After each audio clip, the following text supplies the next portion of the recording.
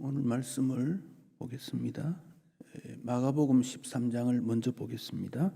마가복음 13장 33절로 37절의 말씀입니다. 신약 성경 79페이지에 있습니다. 한 절씩 교독하겠습니다.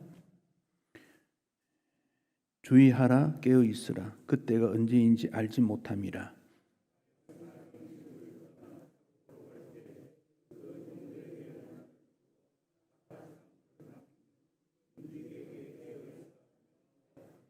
그러므로 깨어 있으라. 집주인이 언제 올는지, 혹 저물 때일는지, 밤중일는지, 닭 울 때일는지, 새벽일는지 너희가 알지 못함이라. 함께 읽습니다. 깨어 있으라. 내가 너희에게 하는 이 말은 모든 사람에게 하는 말이니라 하시니라. 아멘. 마태복음 26장 36절입니다. 신약성경 46페이지입니다. 마태복음 26장 36절에서 46절 교독하겠습니다. 이에 예수께서 제자들과 함께 겟세마네라 하는 곳에 이르러 제자들에게 이르시되 내가 저기 가서 기도할 동안에 너희는 여기 앉아 있으라 하시고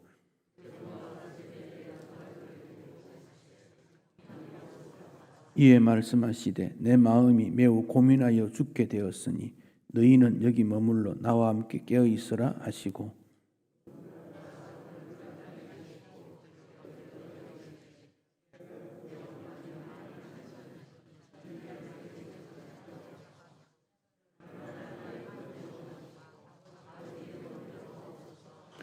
제자들에게 오사 그 자는 것을 보시고 베드로에게 말씀하시되 너희가 나와 함께 1시간도 이렇게 깨어 있을 수 없더냐.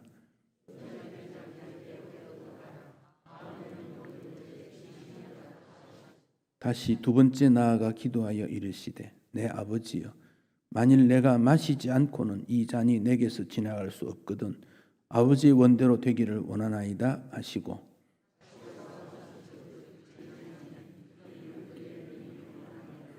또 그들을 두시고 나아가 세 번째 같은 말씀으로 기도하신 후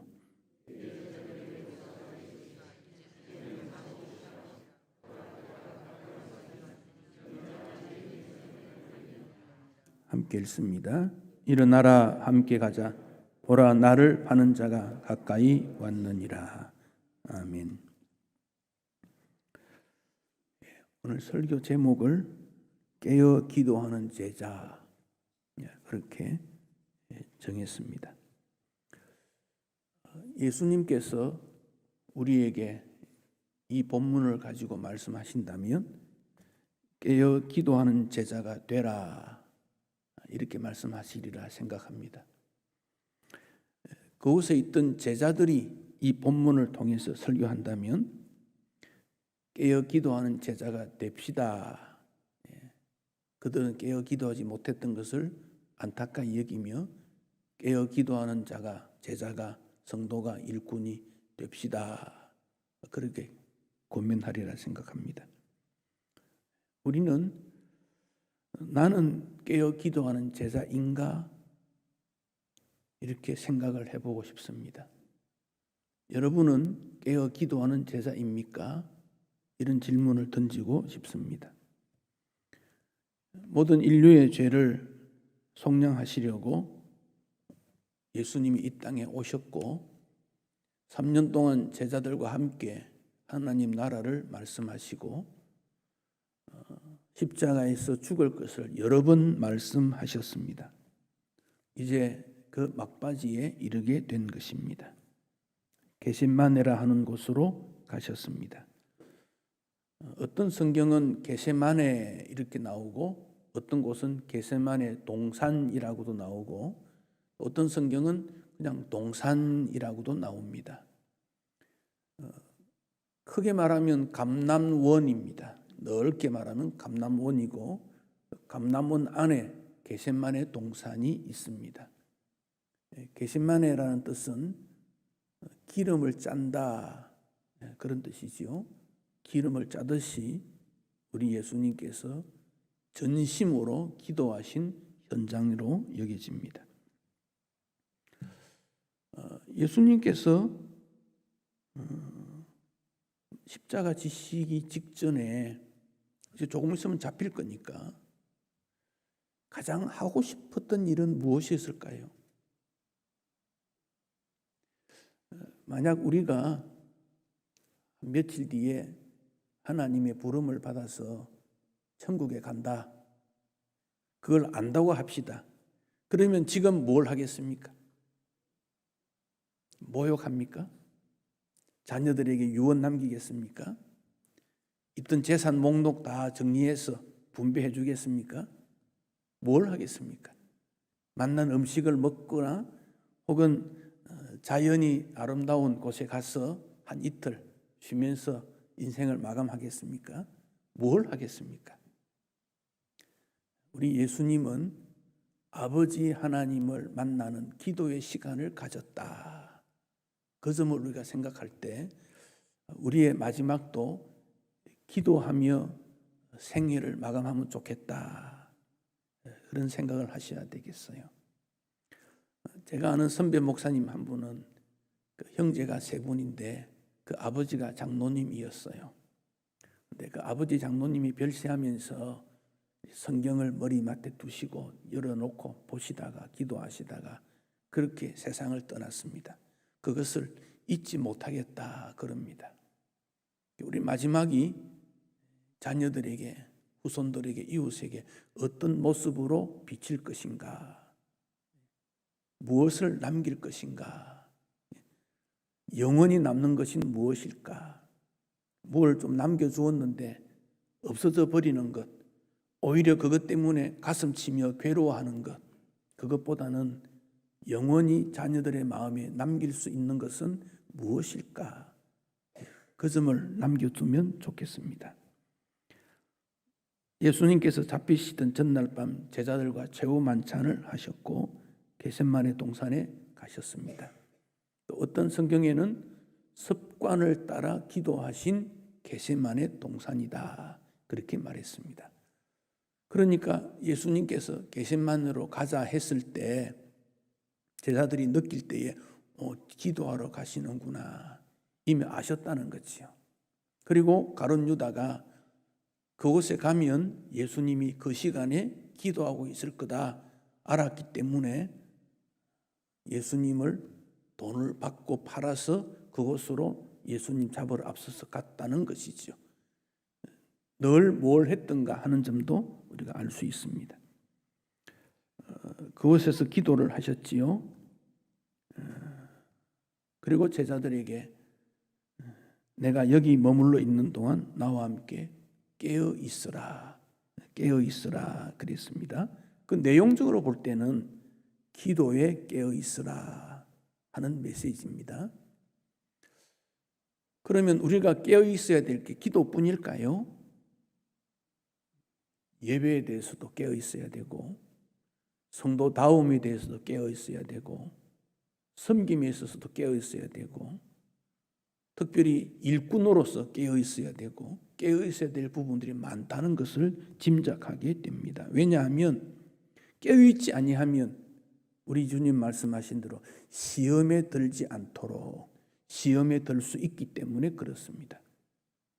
오늘날과 같이 혼탁한 세상에서는 기도하지 않으면 시험에 들 수밖에 없습니다. 여기서 말하는 시험은 주기도문에서 말하는 시험에 들지 않게 하는 시험은 똑같습니다. 유혹입니다. temptation. 사탄의 유혹입니다. 우리 마음에 일어나는 혹은 환경적으로 일어나는 도전해오는 시험들을 말하고 있습니다. 우리 주님은 기도하실 때 38절에서 마음이 매우 고민하여 죽게 되었다, 괴롭다 그랬습니다. 지금 예수님 마음이 매우 무겁다는 거예요. 이미 우리 예수님은 십자가 지신다는 말씀을 여러 번 하셨어요. 그런데도 기도하실 때 마음이 괴롭고 아프다 그래요. 신앙생활은 편안한 길보다는 가시밭길이 훨씬 많습니다. 넓은 길이 아니고 좁은 길입니다. 그런데 가시밭길 좁은 길을 가지 않겠다고 그러면 안 갈 수 있습니까? 그러면 그 길을 선택할 수 있겠지요. 그러나 그 길은 믿음의 길이 아닙니다. 그 길은 가시밭길이고 좁은 길임을 알고 그래도 기어코 가야 되는 거지요. 십자가의 길이기 때문에 그렇습니다. 세상과 타협해서 적당히 살 것인가? 아니면 세상에서는 좀 손가락질을 당하고 무시를 당하지만 그래서 마음이 괴롭지만 주님이 걸으신 십자가의 길, 가시밭길을 걸어갈 것인가 생각해야 됩니다. 아버지여라고 불렀지만 다른 성경에는 아빠 아버지여 이렇게 불렀지요. 자, 여기 예수님이 고민하고 괴로워하는 이유는 아버지 하나님과의 관계가 깨어지게 된 겁니다. 인생에 있어서 가장 무거운 게 바로 이 점이지요. 아브라함이 모리아에 아들을 제물로 바쳐라고 했을 때 이삭을 데리고 가지요. 아들이 묻습니다. 아버지, 제물은 어디 있습니까? 하나님께서 미리 준비해 두었어. 그렇게 말했지만은 그때 아브라함의 마음은 어떻겠습니까? 너가 제물이야. 그랬지 않겠습니까? 예수님은 희생 제물이 되시는 거예요. 그래서 성부 하나님 아버지가 아들을 제물로 내어 주어야 되는 이 단절이 있어요. 이것 때문에 마음이 괴롭고 무거운 거예요. 그 십자가는 세상과 단절입니다. 동시에 예수님의 순종입니다. 기독교를 믿음, 소망, 사랑 여러 가지 덕목들이 있습니다. 그러나 이런 믿음, 소망, 사랑의 배경에는 겸손과 순종이라는 게 있습니다. 순종하지 않으면 믿음의 길을 갈 수 없고 순종하지 않으면 사랑할 수 없고 순종하지 않으면 소망의 길도 없습니다. 우리의 신앙의 싸움은 순종의 싸움입니다. 그리고 신앙생활을 할수록 순종해야 되는데 신앙생활을 할수록 불순종하게 되는 것을 너무 많이 보고 있습니다. 이스라엘이 그랬지 않습니까? 유대인이 그렇지 않습니까? 지식이 박식합니다마는 순종하지 않았습니다. 메시아를 하나님이 보내준다고 약속했고 그걸 알면서도 메시아를 인정하지 않았습니다. 불순종했습니다. 신앙의 연륜이 높아질수록 신앙생활이 깊어질수록 순종에 대한 싸움이 우리에게 있습니다. 그날 밤 겟세마네의 경우에는 짧은 시간이지만 주님께는 결단한 의미 있는 시간이었습니다.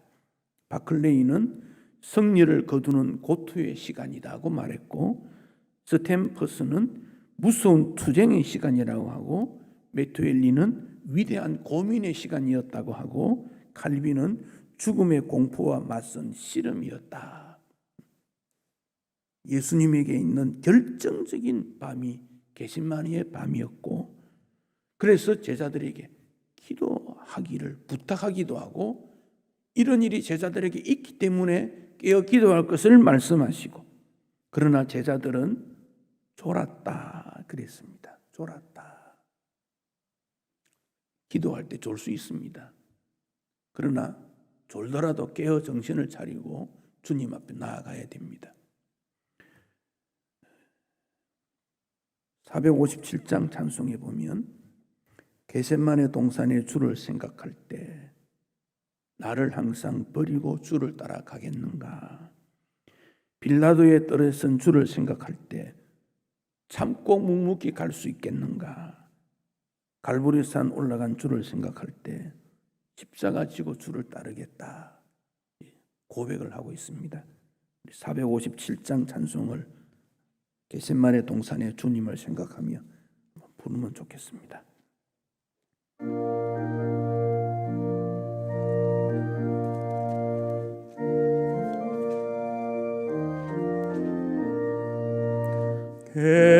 겟세마네 동산에 주를 생각할 때 457장입니다. 근심이나 걱정을 외면할 수 있을까?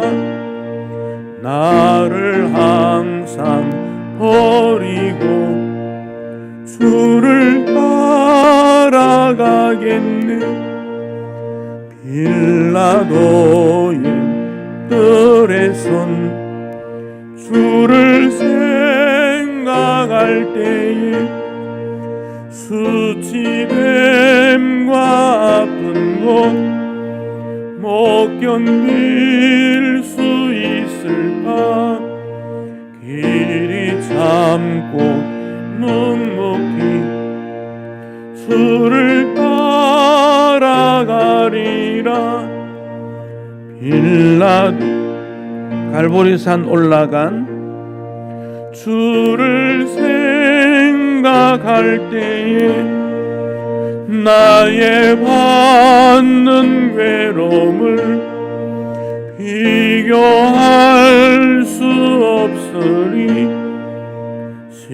십자가를 지고서 주를 따라가리라. 무덤에서 부활한 주를 생각할 때에 환난이나 죽음도 두려울 것 없으리. 성전가를 부르며 주를 따라가리라. 사랑하는 성도 여러분, 영적 긴장감 놓치지 말고 주님 따르시기 바랍니다. 어려울수록 주님 바라보고 깨어서 주님 부르며 뒤따라 가야 됩니다. 이 십자가를 지나지 않고는 영광이 없습니다. 많은 사람들이 예수 믿으려고 왔다가 이것 주고 저것 주고 넉넉해지고 편안해지고 즐겁고 좋습니다마는 십자가 앞에서 다 쓰러집니다. 십자가 앞에서 쓰러지고 나니 그보다 더 멀리 떨어져 버리는, 다시는 돌아오지 못하는 일들을 많이 경험하지 않습니까? 십자가를 지나야 영광이 있습니다. 천국이 있습니다. 훗날 베드로가 겟세마네 동산 올라갔던 예수님으로부터 권면과 책망받았던 일을 생각하고 만물의 마지막이 가까웠으니 그러므로 정신을 차리고 근신하여 기도하라. 베드로전서 4장 7절. 너희 대적 마귀가 우는 사자같이 두루다니며 삼킬 자를 찾나니 너희는 믿음을 굳게 하여 저를 대적해라. 기도하라. 대적해라. 그렇게 말씀합니다. 왜 그렇습니까? 기도하라는 그때 기도 못했기 때문에 그렇습니다. 우리 예수님이 이 기도를 반복했어요.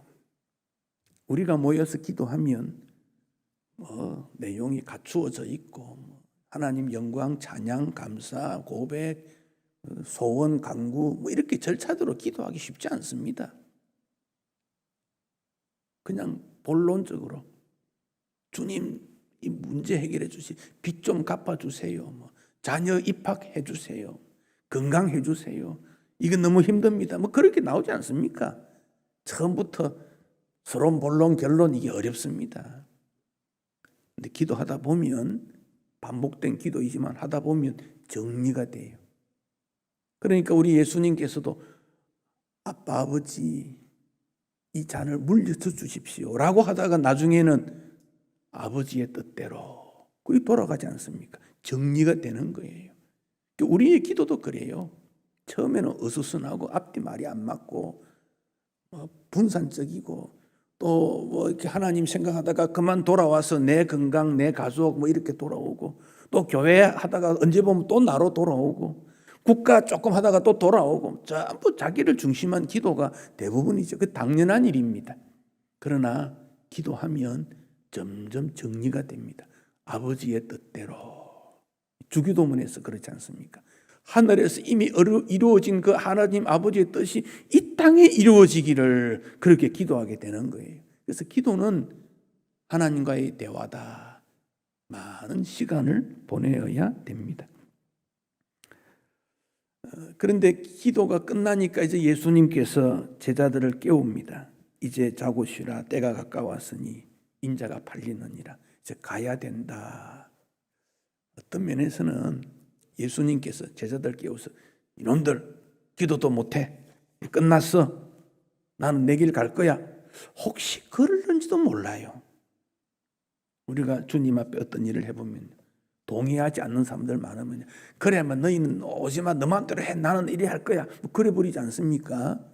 그런데 우리 예수님은 제자들이 성령의 강림으로 인해서 변화받고 교회를 맡을 일꾼임을 아셨어요. 우리가 사람을 볼 때에 좀 실망스럽지만은 좀 미운 마음도 일어나지만은 그래도 그를 통하여 하나님의 나라 역사가 일어날 거야 생각하고 인내하고 소망 가운데 그들을 데리고 십자가 현장까지 보여주시고 부활의 모습을 보여주시고 사명을 주시는 거예요. 인생은 다 약한 존재 아닙니까? 그래서 우리가 여기까지 오게 된 거지요. 그 고비들이 여러 번 있었지만 주님 앞에 나온 거지요.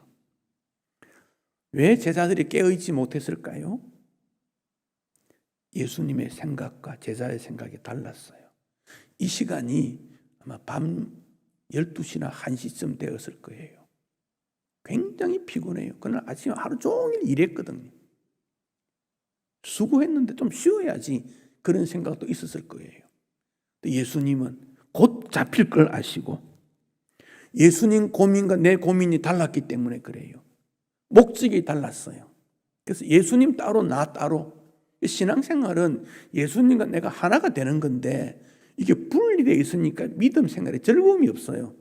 그런데 이게 점점 좁혀져서 예수님 생각이 내 생각, 내 생각이 예수님 생각, 주의 뜻이 내 뜻, 내 뜻이 주의 뜻 좁혀져요. 그게 신앙생활의 즐거움을 가지는 거예요. 제자들이 결국 그렇게 되었기 때문에 훗날 성령으로 말미암아 교회를 세우는 일꾼이 되지 않습니까? 시편 84편이 아주 기도에 대한 내용을 주는데 그게 5절에 이런 말씀을 했어요. 주께 힘을 얻고 그 마음에 시온의 대로가 있는 자는 복이 있나이다. 기도는 주님으로부터 힘을 얻는 거예요. 여러분 힘이 없으면 주님 힘 주십시오 그래요. 전능하신 주님은 힘을 주시게 돼 있어요. 힘 주십니다. 그런데 힘을 얻어 뭐 합니까? 그 마음이 시온의 대로가 있다. 시온 예루살렘이지요. 이스라엘 백성들이 예루살렘에 올라가 예배를 드리지 않습니까? 처음에는 예루살렘 올라가는 길이 은근키도 있고 가시나무도 있고 돌도 있고 불편했을 거예요. 그런데 여러 사람이 그 길로 걸어갔습니다.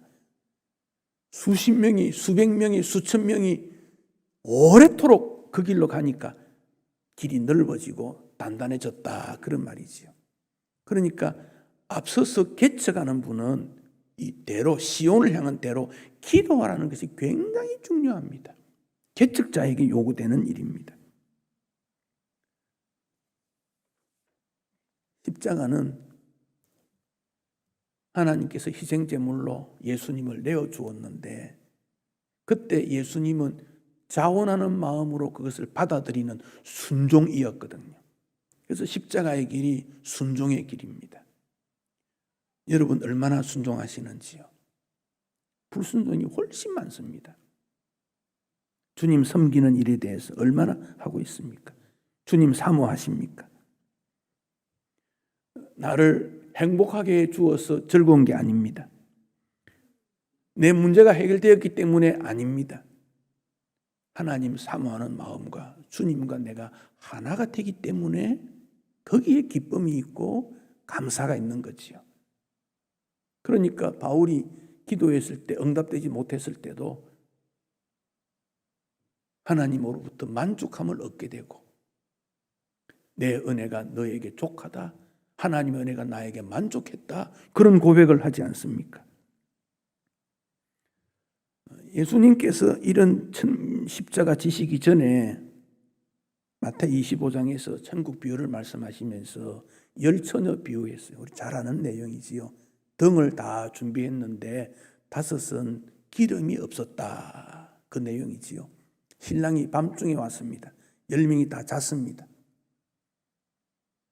그런데 신랑이 온다 맞으라 외침이 들리니까 모두 잠에서 일어나서 자기 등을 들었어요. 등은 다 있는데 5명에게는 기름이 없었다.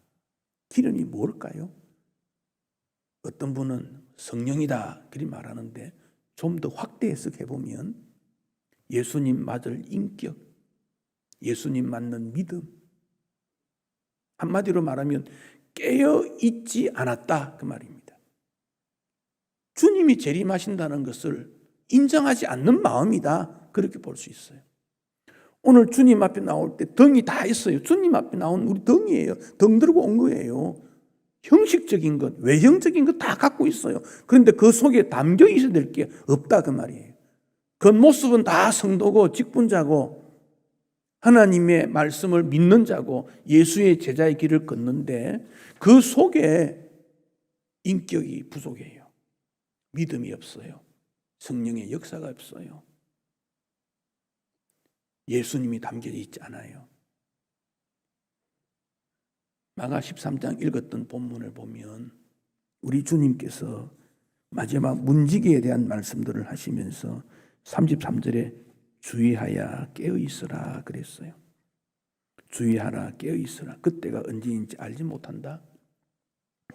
34절에서 예를 들었습니다. 문지기에게 깨어있으라 명령한 것 똑같다. 35절에 그러므로 깨어있으라. 언제 주님이 오실지 모른다. 밤인지 낙인지 다울 때인지 새벽인지 너희는 모르지만 그래서 깨어있어야 된다. 36절에서는 깨어있으라는 말은 없어요. 그러나 내용적으로는 깨어있으라는 내용입니다. 그가 호련히 와서 너희가 자는 것을 보지 않도록 해라. 깨어있으라 그 말이지요. 37절에서도 깨어있으라. 그러니까 깨어있으라는 말이 절마다 다 있어요. 매절마다 깨어있으라 그럽니다. 깨어있으라는 말을 왜 하십니까? 청지기는 천국을 사모하는 주의 백성은 깨어있어야 된다. 열매가 있어야 된다. 주님을 기쁘시게 해야 된다. 그 말씀 아닙니까? 여러분 깨어있는지요? 사탄은 악한 어두움의 영을 우리에게 보내어서 어둡게 만듭니다. 사탄이 가룟유다 생각에 예수를 팔려는 생각을 넣어버렸더니 가룟유다가 예수님을 팔았습니다. 우리도 예외가 아닙니다. 그러면 깨어있는다는 말은 말씀 중심이고 순종의 길을 걷는다 그 말씀입니다. 누가복음 17장에 보면 종말의 때 노아의 때처럼 사는 사람들이 있다. 먹고 시집가고 장가가고 물건을 사고 팔고 집을 사고 팔고 세상에 몰입된 사람들이 있다 그 말이지요. 데살로니가 후서에서는 주의 재림이 있는데 세상의 일일 건 뭐 있냐? 세상의 일을 전혀 하지 않는 사람도 있다. 이 두 가지 다 극단적인 경우를 말씀하고 있으면서 바울은 일하기도 싫어하거든 먹지도 말라 그래라 뭐 그런 말까지 하지 않습니까? 두 가지를 다 우리가 병행하면서 나에게 주어진 일에 최선을 다하면서 여전히 주님 앞에 깨어있는 신앙생활을 해야 된다는 것이지요. 그것이 바로 깨어있는 제자, 십자가를 바라보는 제자의 길이지요. 깨어있어야 부활하신 주님께서 성령에 충만한 이후에 교회의 사명을 맡겼지 않습니까? 어린 양을 먹이고 치고 돌보라고 하지 않습니까? 제자는 또 다른 제자를 만들어야 되는 사명이 있습니다. 십자가는 책임감과 순종입니다. 오늘의 한국이 왜 이렇게 되었을까요? 전 세계가 왜 이렇게 되었을까요? 책임감과 말씀에 대한 순종이 없어졌기 때문이라고 저는 생각합니다. 빈 등만 크게 만들었지 그 속에 말씀도 없고 순종도 없고 책임도 없고 오히려 그 속에 자존심 집어넣고 권력 집어넣고 검력 집어넣고 체면 집어넣고 그러니 등을 밝히니 불이 켜질 리가 없지요.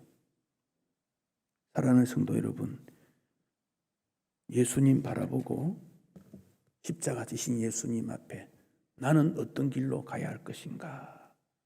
이번 한 주간 기도하며 깨어진 나를 주 앞에 회복시키는 기회가 되고 예수님의 주 되심을 고백하는 기간이 이번 한 주간 고난 주간 부활의 주님을 만날 수 있는 기회입니다.